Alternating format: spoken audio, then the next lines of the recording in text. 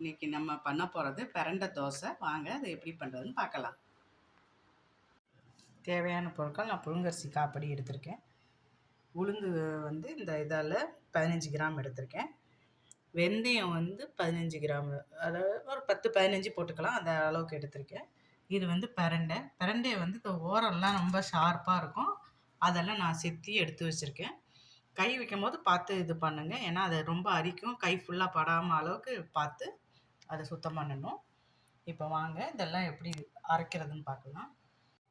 இப்போ நான் அரிசி, வெந்தயம், உளுத்தம்பருப்பு எல்லாம் ஊற வச்சுருக்கேன். 3 மணி நேரம் ஊற வச்சு கழுவி எடுத்து வச்சுருக்கேன். இப்போ இதை மிக்சியில் போட்டு அரைக்க போகிறேன். அடுத்தது இந்த பிரண்டையும் கழுவி மிக்சியில் போட்டு நம்ம அரைச்சி எடுத்துக்கலாம். இப்போ நான் பிரண்டையை அரைச்சி எடுத்துக்கிட்டேன். இதை தனியாக மாற்றி வச்சுட்டு பின்ன நான் அரிசியை போட்டு அரைக்க போகிறேன்.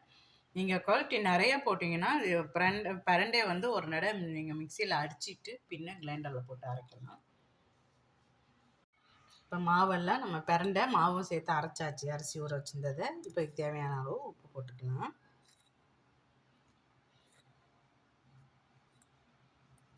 உப்பு போட்டு நல்லா நம்ம கலந்து எடுத்து வச்சுக்கலாம். 4 மணி நேரம் அதுக்கு ஊறிட்டு நல்லா புளிப்பு வந்துச்சுன்னா நம்ம அடுத்தபடி எடுத்து தோசை வார்க்கலாம். இப்போ 4 மணி நேரம் கழிச்சு நம்ம மாவு யூஸ் பண்ண போகிறோம், தோசை வார்க்க போகிறோம். இல்லை நீங்கள் ராத்திரியே அரைச்சி கூட காலையில் இது பண்ணிக்கலாம், தோசை வார்த்துக்கலாம். இப்போ நான் கல் போட்டிருக்கேன். தோசை வார்க்கலாம். மெலிசாக வராது, கொஞ்சம் நல்லா கட்டியாக மொத்தமாக வச்சுக்கலாம்.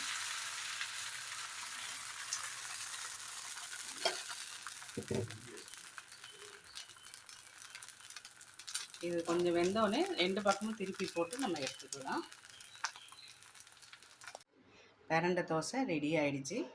அதுக்கு சட்னி வந்து கார சட்னி வச்சுருக்கேன். இது வந்து பூண்டு மிளகாப்பொடி அதுவும் வச்சுருக்கேன். நீங்கள் எது வேணாலும் அதுக்கு தொட்டு சாப்பிட்லாம், நல்லாயிருக்கும். இது வந்து முட்டு வலி இருக்கிறவங்களுக்கெல்லாம் இது ரொம்ப நல்ல மருந்து. இது நீங்களும் செஞ்சு பார்த்துட்டு எப்படி இருக்குன்னு சொல்லுங்கள்.